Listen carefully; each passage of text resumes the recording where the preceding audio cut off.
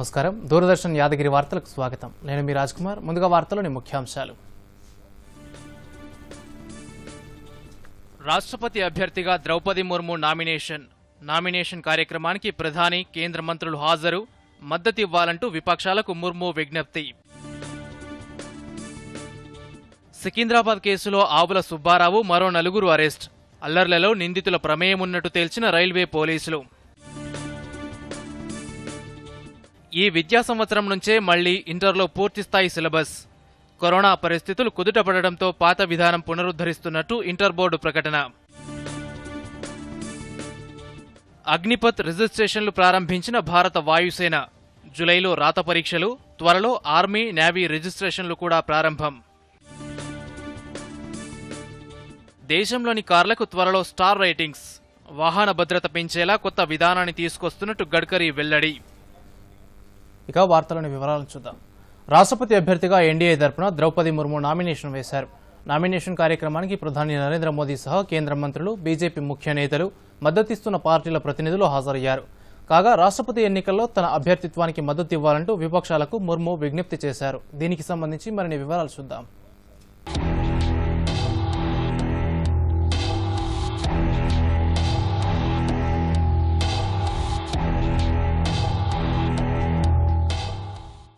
రాష్ట్రపతి ఎన్నికల ప్రక్రియ ముమ్మరమవుతోంది. ఎన్డీఏ తరపున బరిలోకి దిగుతున్న జార్ఖండ్ మాజీ governor Draupadi Murmu Parliament House కాంప్లెక్స్లో నామినేషన్ దాఖలు చేశారు.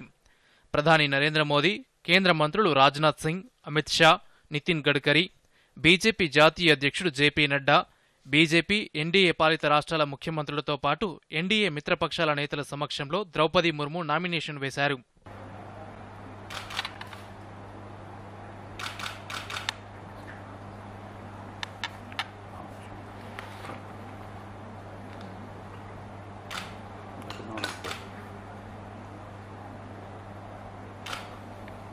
నామినేషన్ దాఖలు అనంతరం బీజేపీ సీనియర్ నాయకుడు, పార్లమెంటరీ వ్యవహారాల శాఖ మంత్రి ప్రహ్లాద్ జోషి మీడియాతో మాట్లాడుతూ రాష్ట్రపతి ఎన్నికకు ఎన్డీఏ అభ్యర్థిగా ద్రౌపది ముర్మును ఎంపిక చేయడం అత్యుత్తమ నిర్ణయమని అన్నారు.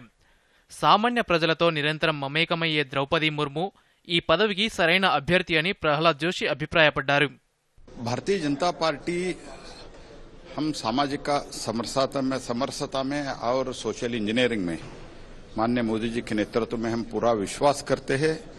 तो इसीलिए इसमें मैं समझता हूं जो हमको सब वर्ग से हमको कॉन्स्टिट्यूशन पद में बिठाना, ये हमारा प्रधानमंत्री जी का बहुत बड़ा सोच है। इसी कारण ऐसे अच्छे अच्छे निर्णय पहले भी हुआ है, आज भी हुआ है, आगे भी होते रहेंगे। और जैसे आज का कैंडिडेट है श्रीमती द्रौपदी, तो बेस्ट कैंडिडेट है, डाउन टू अर्थ है और एकदम लोगों से जुड़े हुए महिला नेत्री है। इसलिए मैं समझता हूं this is the one of the best selection in the history of India. 4 సెట్ల నామినేషన్ పత్రాలను దాఖలు చేశారు. ద్రౌపది ముర్ము పేరును ప్రధానమంత్రి ప్రతిపాదించగా ఎలక్టోరల్ కాలేజీకి చెందిన 50 మంది ఎంపీలు నామినేషన్ పత్రంపై సంతకాలు చేసి ముర్ము అభ్యర్థిత్వాన్ని బలపరిచారు. సంతకాలు చేసిన వారిలో కేంద్ర మంత్రులు రాజ్నాథ్ సింగ్, అమిత్ షా, నితిన్ గడ్కరీ తదితరులున్నారు. వైసీపీ నుంచి విజయసాయిరెడ్డి, మిథున్ రెడ్డి, బీజేడీ నుంచి సస్మిత్ పాత్ర హాజరయ్యారు.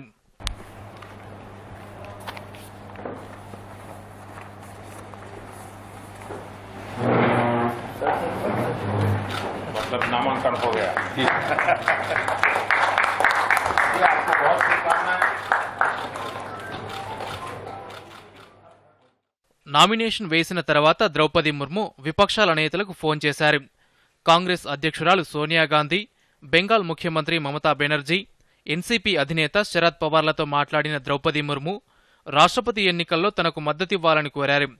కాగా ప్రతిపక్షాల ఉమ్మడి అభ్యర్థి యశ్వంత్ సిన్హా ఈ నెల 27న నామినేషన్ దాఖలు చేసే అవకాశముంది. కాగా రాష్ట్రపతి ఎన్నిక నామినేషన్ల దాఖలుకు ఈ నెల 29 చివరి తేదీ. 30న నామినేషన్లు పరిశీలిస్తారు. జులై 2 వరకు నామినేషన్ల ఉపసంహరణకు గడువు ఉంది. జులై 18న ఎన్నికలు నిర్వహించి 21న ఓట్ల లెక్కింపు చేపడతారు. ప్రస్తుత రాష్ట్రపతి రామ్నాథ్ కోవింద్ పదవీకాలం జులై 24తో ముగియనుండగా జులై 25న కొత్త రాష్ట్రపతి ప్రమాణ స్వీకారం చేస్తారు. Bureau report, Doordarshan news. ప్రధాని నరేంద్ర మోదీ విదేశీ పర్యటనకు వెళ్తున్నారు. 3 రోజుల జర్మనీ, యూఏఈ పర్యటనకు గాను రేపు ఢిల్లీ నుంచి బయలుదేరి వెళ్తారు. 26, 27వ తేదీల్లో జర్మనీలో పర్యటిస్తారు. స్కోస్ ఎల్మావులో జరిగే G7 దేశాల శిఖరాగ్ర సమావేశంలో పాల్గొంటారు. పర్యావరణం, ఇంధన శక్తి, వాతావరణం, ఆహార భద్రత, లింగ సమానత్వం, ఆరోగ్యం, ప్రజాస్వామ్యం అంశాలపై ప్రధాని ప్రసంగిస్తారని విదేశాంగ శాఖ తెలిపింది.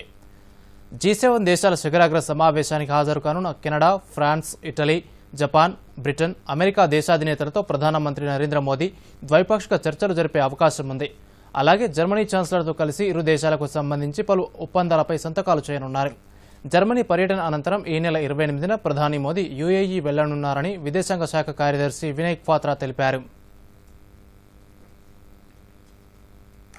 సికింద్రాబాద్ రైల్వే స్టేషన్ విధ్వంసం కేసులో సాయి డిఫెన్స్ అకాడమీ నిర్వాహకుడు ఆవుల సుబ్బారావును పోలీసులు అరెస్టు చేశారు. అతనితో పాటు అకాడమీలో పనిచేసే మరో 4గురిని రైల్వే పోలీసులు అరెస్టు చేసి గాంధీ ఆసుపత్రిలో వైద్య పరీక్షలు చేయించారు. అనంతరం బోయగూడలోని రవిలే కోర్టులో హాజరుపరిచారు. వారికి కోర్టు రిమాండ్ విధించింది. అగ్నిపథ్కు వ్యతిరేకంగా ఈ నెల 17న సికింద్రాబాద్ రైల్వే స్టేషన్లో జరిగిన విధ్వంసంలో ఆవుల సుబ్బారావు పాత్ర ఉన్నట్టు పోలీసులు తేల్చారు. 16వ తేదీనే హైదరాబాద్ చేరుకున్న ఆవుల సుబ్బారావు యువకులను రెచ్చగొట్టి రైల్వే స్టేషన్లో విధ్వంసం సృష్టించేలా పథక రచన చేసినట్టు పోలీసుల దర్యాప్తులో తేలింది. సుబ్బారావుకు పలు ప్రాంతాల్లో డిఫెన్స్ అకాడమీలున్నాయి. అగ్నిపథ్ పథకం వల్ల కోచింగ్ సెంటర్లన్నీ మూతపడే పరిస్థితి నెలకొంటుందనే దురుద్దేశంతో యువకులను రెచ్చగొట్టినట్టు పోలీసులు ఆధారాలు సేకరించారు. సాయి డిఫెన్స్ అకాడమీలో ఆర్మీ ఉద్యోగం కోసం శిక్షణ తీసుకుంటున్న పలువురు యువకులు విధ్వంసంలో ప్రధాన పాత్ర పోషించినట్టు పోలీసుల దర్యాప్తులో తేలింది. కేసులో ఏటుగా ఆదిలాబాద్ జిల్లాకు చెందిన పృథ్వీరాజ్ను చేర్చారు. మిగతా అకాడమీలకు చెందిన డైరెక్టర్ల పాత్రపై పోలీసులు ఆధారాలు సేకరిస్తున్నారు. అగ్నిపథ్ పథకంలో భాగంగా అగ్నివీర్ నియామక ప్రక్రియ మొదలైంది. భారత వాయుసేనలో ఈ రోజు నుంచి అగ్నివీర్ నియామకాల కోసం రిజిస్ట్రేషన్లు ప్రారంభమయ్యాయి. అగ్నిపథ్ వాయు .cdsc.in వెబ్సైట్లో దరఖాస్తు చేసుకోవాలి. అభ్యర్థుల ఎంపిక కోసం జూలై 24 నుంచి జూలై 31 వరకు దేశవ్యాప్తంగా 250 కేంద్రాల్లో ఆన్లైన్ పరీక్ష నిర్వహిస్తారు. ఈ ఏడాది చివరి నాటికి రిక్రూట్మెంట్ ప్రక్రియ పూర్తవుతుందని వాయుసేన అధికారులు తెలిపారు. జూలై 1 నుంచి ఆర్మీ, నేవీ రిజిస్ట్రేషన్ ప్రక్రియను ప్రారంభిస్తారు. రాష్ట్రంలో ఇంటర్మీడియట్లో ఈ విద్యా సంవత్సరం నుంచి పూర్తిస్థాయి సిలబస్ అమల్లోకి రానుంది. కరోనా వల్ల గత 2 ఏళ్లుగా ఇంటర్లో 30% సిలబస్ను తొలగించారు. అయితే కరోనా పరిస్థితులు మెరుగుపడటంతో పాత విధానాన్ని పునరుద్ధరిస్తున్నట్టు ఇంటర్ బోర్డు ప్రకటించింది. ఈ విద్యా సంవత్సరంలో ఇంటర్ ప్రథమ, ద్వితీయ సంవత్సరాలకు 100% సిలబస్ అమల్లో ఉంటుందని ఇంటర్ బోర్డు కార్యదర్శి సయ్యద్ ఒమర్ జలీల్ తెలిపారు. వివరాలను త్వరలో ఇంటర్మీడియట్ వెబ్సైట్లో పొందుపరచనున్నట్టు చెప్పారు. తెలుగు రాష్ట్రాల నుంచి రాజ్యసభకు ఎంపికైన 5గురు సభ్యులు ఈ రోజు ప్రమాణ స్వీకారం చేశారు. పార్లమెంట్ హౌస్లోని రాజ్యసభ ఛాంబర్లో జరిగిన ప్రమాణ స్వీకారోత్సవ కార్యక్రమంలో చైర్మన్ వెంకయ్యనాయుడు వారితో ప్రమాణం చేయించారు. ఈ కార్యక్రమంలో పార్లమెంటరీ వ్యవహారాల శాఖ సహాయ మంత్రి వి మురళీధరన్, రాజ్యసభ డిప్యూటీ చైర్మన్ హరివంశ్, ఇతర ఉన్నతాధికారులు పాల్గొన్నారు. రాష్ట్రం నుండి నమస్తే తెలంగాణ వార్తాపత్రిక chairman and managing director Devakonda Damodar Rao, Hetero pharma వ్యవస్థాపకులు బండి పార్థసారథి రెడ్డి రాజ్యసభ సభ్యులుగా ప్రమాణం చేశారు. 2 ఎంపీలు తెలుగు భాషలో ప్రమాణ స్వీకారం చేశారు. భారతదేశం యొక్క సార్వభౌమతను మరియు అఖండతను సమర్థించుననియు నేను చేపట్టనున్న కర్తవ్యమును శ్రద్ధాపూర్వకంగా నిర్వహించుననియు దైవ సాక్షిగా ప్రమాణం చేయుచున్నాను.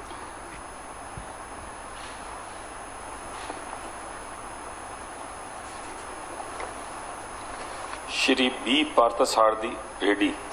బండి పార్థసారథి రెడ్డి అను నేను రాజ్యసభ యొక్క సభ్యునిగా ఎన్నుకోబడిన వాడినై శాసనము ద్వారా స్థాపితమైన భారత సంవిధానము పట్ల యథార్థమైన శ్రద్ధానిష్టలను కలిగిననియు భారతదేశం యొక్క సార్వభౌమతను మరియు అఖండతను సమర్థించుననియు నేను చేపట్టనున్న కర్తవ్యంను శ్రద్ధాపూర్వకంగా నిర్వహించుననియు దైవసాక్షిగా ప్రమాణం చేయుచున్నాను.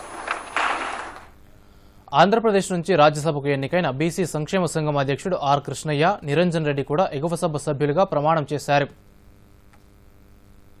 ఒడిశా నుంచి ఎంపికైన నిరంజన్ బిసి కూడా ప్రమాణం చేశారు. ఈ 5గురు ఎంపీలు ఏకగ్రీవంగా తమ రాష్ట్రాల నుండి ఎంపికయ్యారు.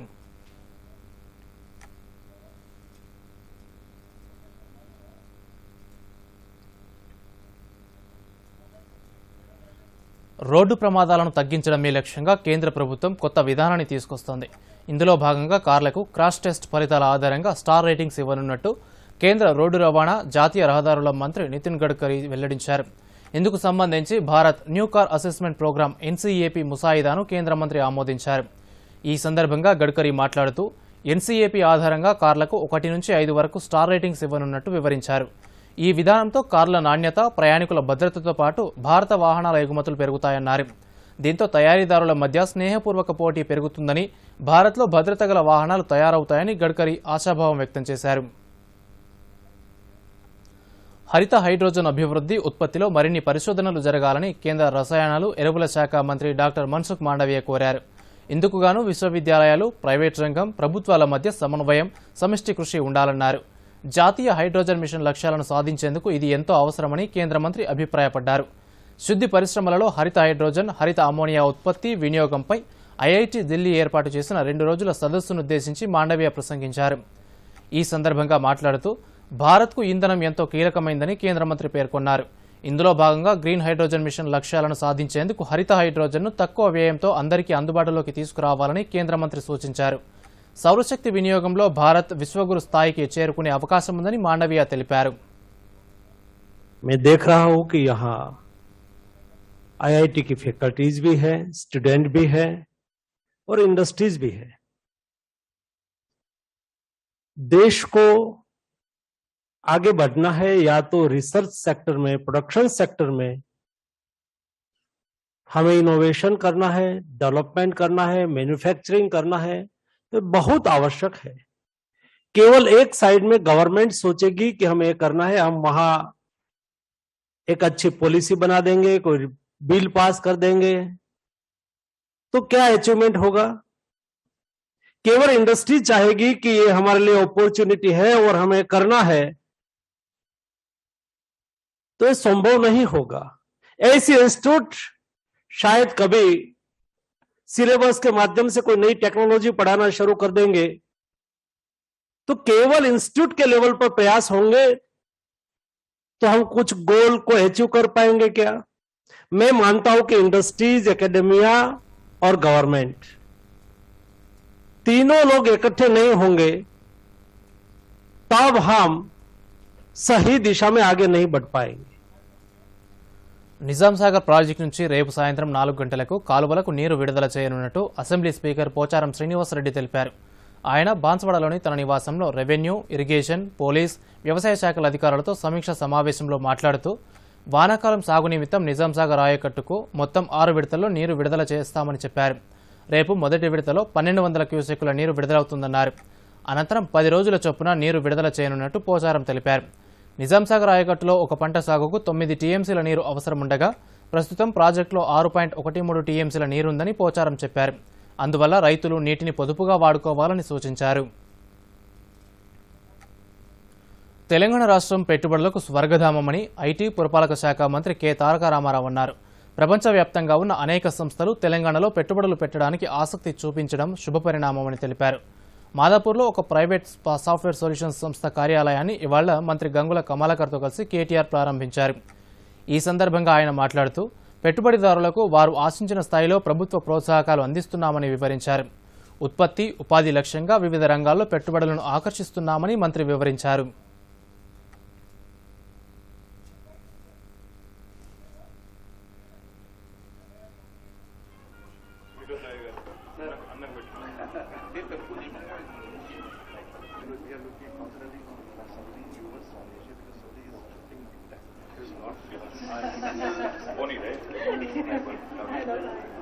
What is this color? Terrible choice of a color. Let him have some colors in life. Yeah.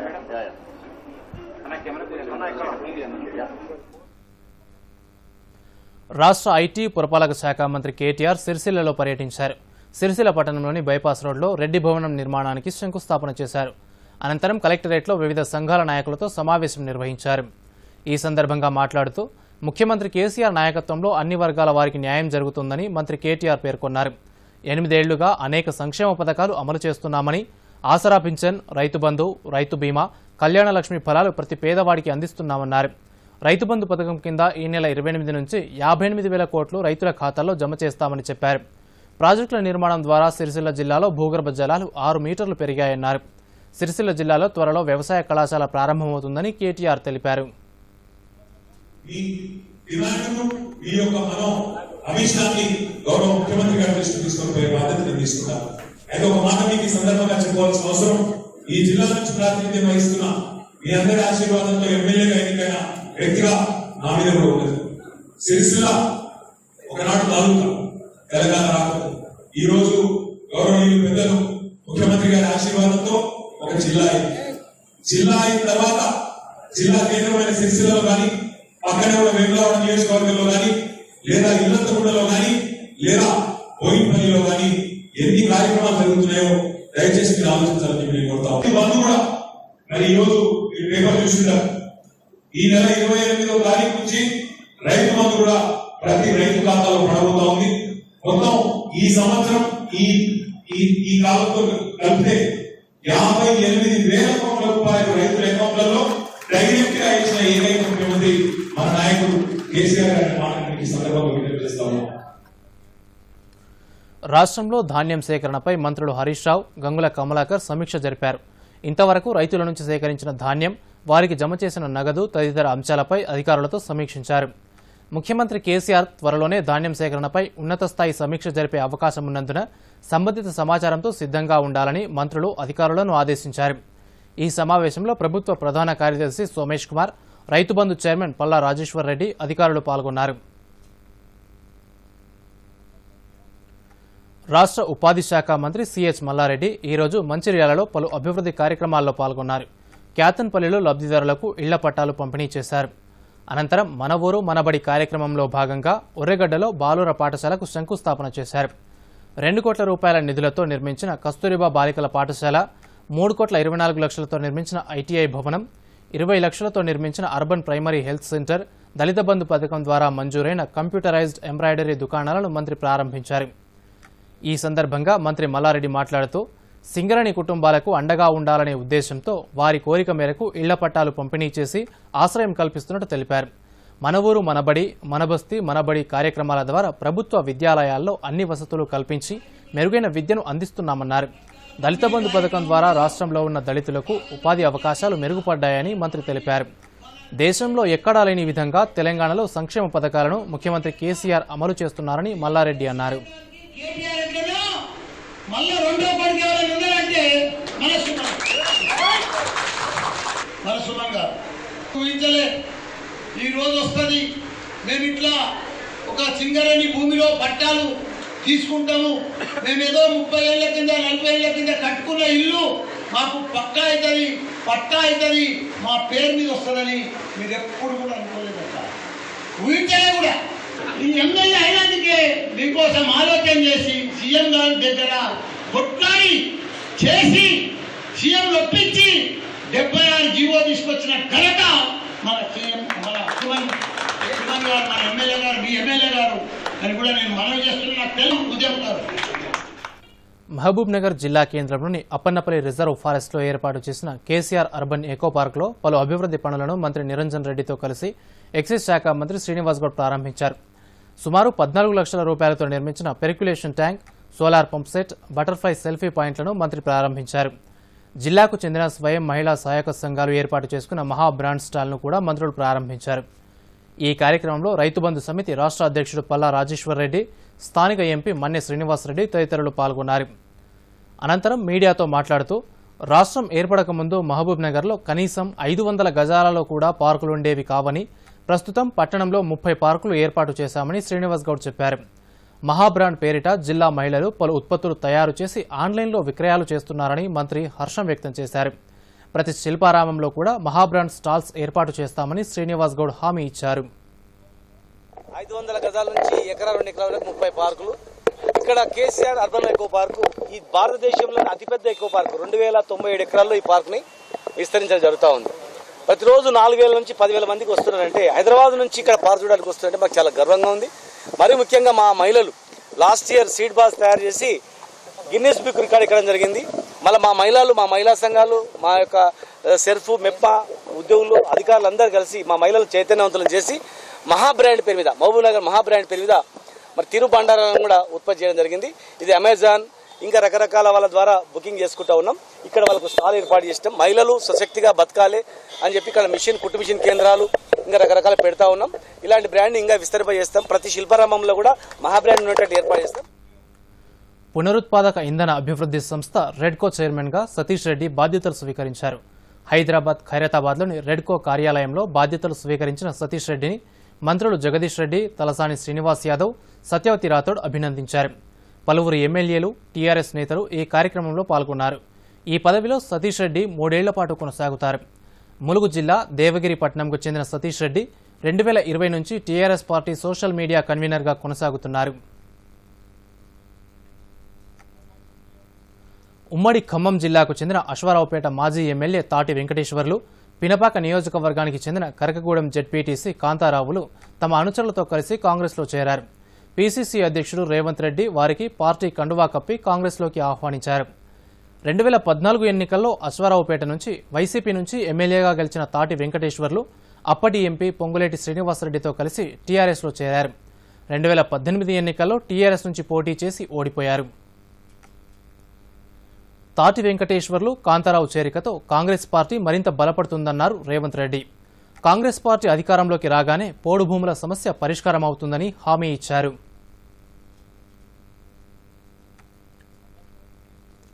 గుజరాత్లో జరిగిన అల్లర్ల కేసుకు సంబంధించి పలువురు ప్రముఖులకు సిట్ క్లీన్ చిట్ ఇచ్చిన విషయం తెలిసిందే. అయితే ఆ తీర్పును సవాల్ చేస్తూ కాంగ్రెస్ మాజీ ఎంపీ ఎహసాన్ జాఫ్రీ భార్య జాకియా జాఫ్రీ వేసిన పిటిషన్ను సుప్రీంకోర్టు తోసిపుచ్చింది. దీంతో ప్రధానమంత్రి నరేంద్ర మోదీకి క్లీన్ చిట్ లభించింది. Justice AM Khanwilkar, Dinesh Maheshwari, CT రవికుమార్లతో కూడిన ధర్మాసనం ఈ తీర్పును వెలువరించింది. సిట్ ఇచ్చిన తీర్పును సుప్రీంకోర్టు సమర్థించింది. సిట్ తీర్పును తాము సమర్థిస్తున్నామని, ఈ కేసులో దాఖలైన పిటిషన్ను తోసిపుచ్చుతున్నట్టు సుప్రీంకోర్టు ధర్మాసనం పేర్కొంది. మహారాష్ట్రలో రాజకీయ సంక్షోభం కొనసాగుతోంది. ప్రభుత్వం కూలిపోకుండా ముఖ్యమంత్రి ఉద్దవ్ ఠాక్రే ప్రయత్నాలు చేస్తున్నారు. ఆయనతో భాగస్వామ్య పార్టీ ఎన్సీపీ అధినేత శరద్ పవార్ భేటీ అయ్యారు. తాజా రాజకీయ పరిణామాలపై చర్చించారు. కాంగ్రెస్ నేతలతోనూ ఉద్దవ్ ఠాక్రే ఎప్పటికప్పుడు టచ్లో ఉన్నారు. మరోవైపు శివసేన జిల్లాల అధ్యక్షులతో భేటీ అయ్యారు. సీఎం అధికారిక నివాసం నుంచి బయటకొచ్చానని, సీఎం పదవి నుంచి కాదని స్పష్టం చేశారు. తమ పార్టీకి చెందిన తిరుగుబాటు ఎమ్మెల్యేలు తిరిగి రావాలని ఉద్దవ్ విజ్ఞప్తి చేశారు. మరోవైపు తిరుగుబాటు నేత ఏక్నాథ్ షిండే వర్గంలోని ఎమ్మెల్యేల సంఖ్య పెరుగుతోంది. నిన్న 34 మంది ఎమ్మెల్యేలతో బలపరీక్ష చేసిన ఏక్నాథ్ షిండే వర్గంలోకి తాజాగా మరో 2 ఎమ్మెల్యేలు చేరారు. తన వర్గంలో మొత్తం 50 మంది ఎమ్మెల్యేలు ఉన్నట్టు ఏక్నాథ్ షిండే ప్రకటించారు. అసమ్మతి ఎమ్మెల్యేలపై అనర్హత వేటు వేసే అధికారం శివసేనకు లేదని, తమదే అసలైన శివసేన అని ప్రకటించుకున్నారు.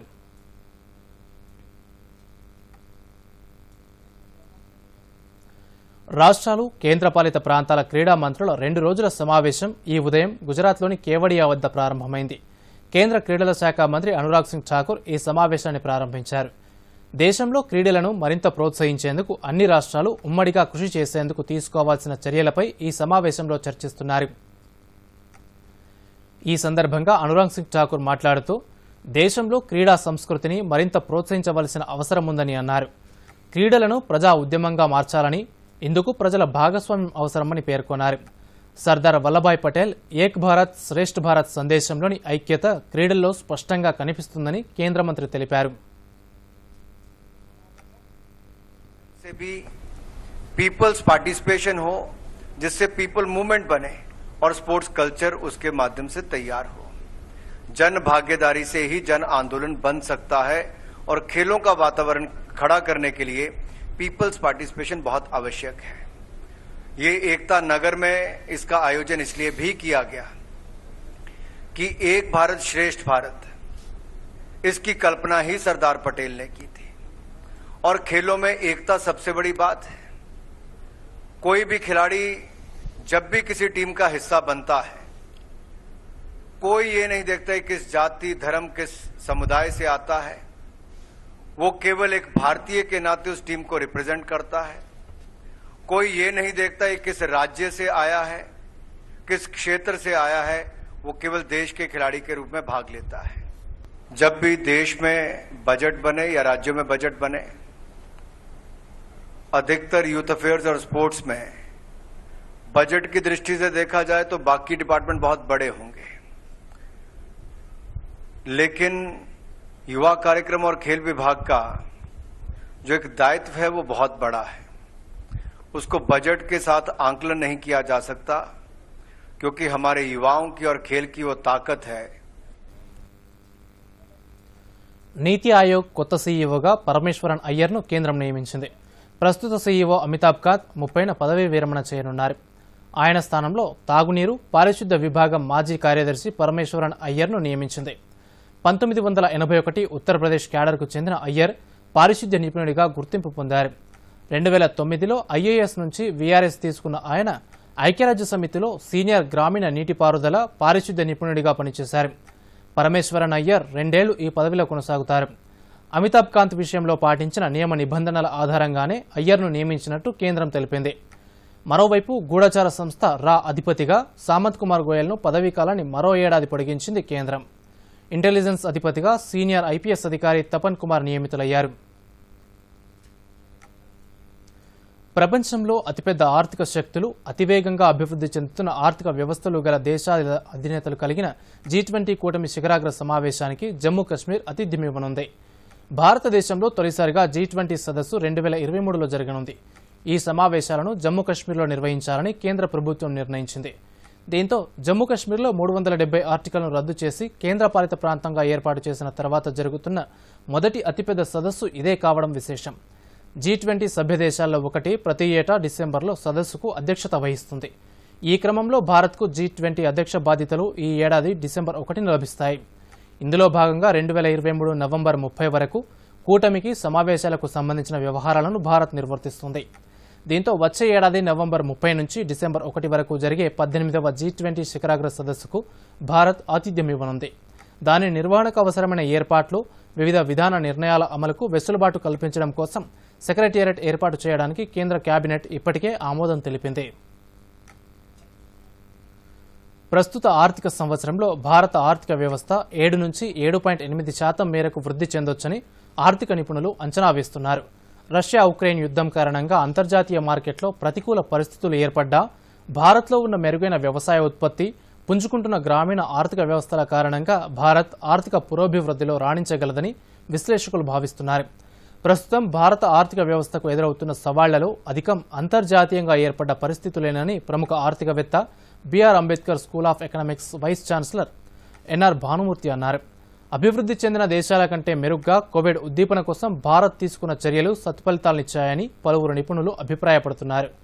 అంతర్జాతీయంగా ఇంధనం, కమోడిటీ ధరల వల్ల ద్రవ్యోల్బణం ఉన్నట్టుండి పెరిగిన నేపథ్యంలో ఇంధనంపై సుంకాల రాయితీ వల్ల రాబోయే త్రైమాసికాల్లో ద్రవ్యోల్బణం తగ్గుముఖం పట్టొచ్చని వారు అంచనా వేస్తున్నారు. Institute for studies in industrial development director Nagesh Kumar మాట్లాడుతూ బలమైన వృద్ధి ధోరణి 2022-23లోనూ కొనసాగే సంకేతాలు కనిపిస్తున్నాయి. వాస్తవ జీడీపీ వృద్ధి 7 నుంచి 7.8% మధ్య ఉండొచ్చని విశ్లేషకులు పేర్కొన్నారు. వరదలతో అస్తవ్యస్తమైన అస్సాంలో పరిస్థితి మెరుగవుతోంది. వాతావరణ పరిస్థితులు అనుకూలంగా ఉండటంతో బ్రహ్మపుత్ర లోయ పరిధిలోని జిల్లాలు నెమ్మదిగా కోలుకుంటున్నాయి. అయితే బారక్ లోయ పరిధిలోని ప్రాంతంలో వరద పరిస్థితి ఇంకా ఆందోళనకరంగానే ఉంది. ఈ ప్రాంతంలో సహాయక చర్యలు కొనసాగుతున్నాయి.